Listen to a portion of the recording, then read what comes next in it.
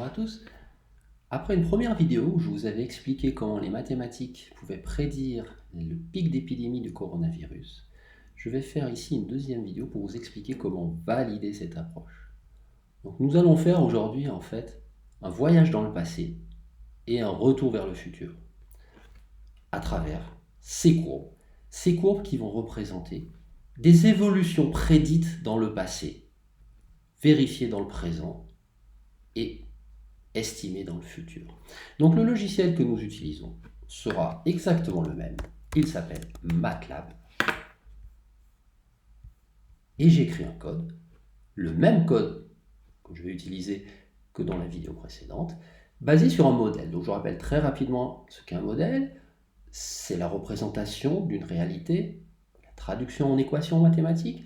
Donc ici, on a trois catégories de personnes, les personnes susceptibles d'être infectées, les personnes infectées et les personnes en rémission, et des échanges entre ces populations.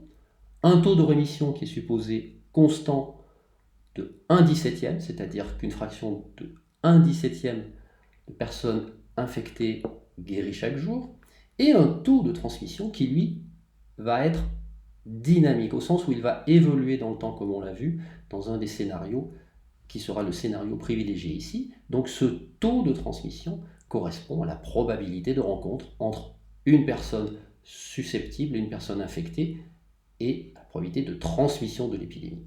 Donc comme on l'a vu, les différentes mesures barrières, le confinement, la fermeture des écoles, la distanciation sociale, contribuent à réduire ce taux de transmission. Donc c'est sur ce scénario qu'on va travailler et on va se placer à différents instants du passé. Donc pour commencer, je vais quand même exécuter le code, nous sommes le 5 avril, au 5 avril, et voir ce qu'il prédit.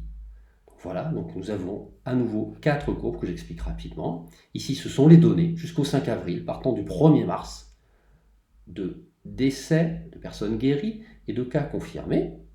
Nous avons multiplié ce nombre par 10 pour avoir une estimation du nombre de cas réellement infectés.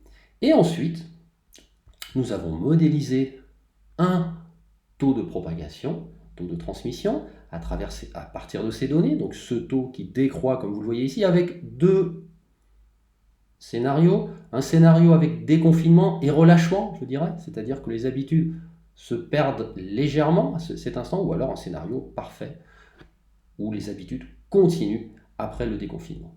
Alors, voilà le genre de courbe que l'on obtenait, où, à partir des données, on avait une estimation du pic autour du 60e jour, c'est-à-dire début mai, et une décroissance plus ou moins forte suivant le relâchement au 20 mai estimé.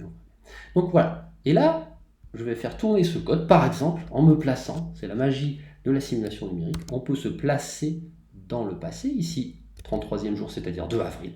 Je me place le 2 avril et je regarde ce qu'aurait prédit le code à partir des données jusqu'au 2 avril. Donc, comme vous pouvez le voir, mais en fait, il prédit des choses très proches des prédictions au jour d'aujourd'hui, c'est-à-dire au 6 avril avec les données jusqu'au 5 avril. Voilà. Et les taux de transmission, eux, sont également très très proches les uns des autres. Alors, on va continuer de remonter. Donc, je vais le faire par exemple jusqu'au 29. Allons-y, j'exécute à chaque fois le code. Les courbes se superposent. Voilà. Donc, vous le voyez, ici, c'est la prédiction du présent et la prolongation dans le futur, relativement stable. Je continue encore jusqu'au 25 mars, c'est-à-dire nous plaçons le 25 mars et voilà comment évolue le modèle jusqu'au 25 mars.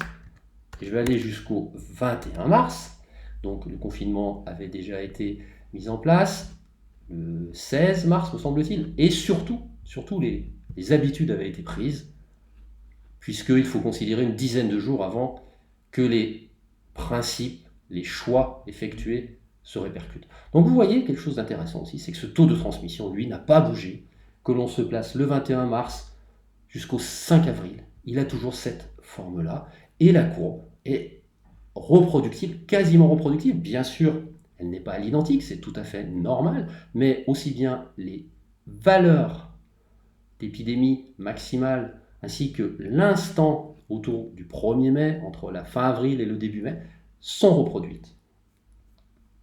Par contre, quelque chose d'intéressant, plaçons-nous le 15 mars. Donc le 15 mars, prise de conscience, pas forcément encore été totale dans la population. Et voilà ce qui se passe le 15 mars. Si on se place au 15 mars, à partir de données jusqu'au 15 mars, alors là, effectivement, on aurait eu une épidémie beaucoup plus importante. Ce qui signifie que, autour du 10 mars environ, les réflexes, les bons réflexes ont été acquis même avant le confinement. Voilà.